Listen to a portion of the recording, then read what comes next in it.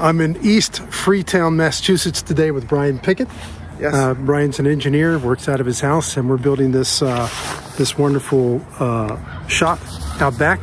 He's going to store his classic cars, right? Yes, and do some restoration work and customization work, hopefully.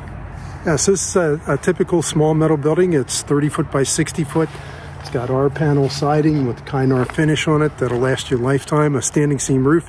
He was smart enough to get a standing seam roof that'll last forever, has no exposed fasteners. And you can see we're just in the middle of a typical suburban neighborhood. This building could go anywhere. And we do about 50 of those a year. Excellent use for pre-engineered steel. It's fireproof, won't rot, won't get eaten by termites, and made 100% out of recyclable materials. I'm Reich. I'm the CEO of Reich Construction. We design and build pre-engineered steel buildings across the U.S. Call us about your next project.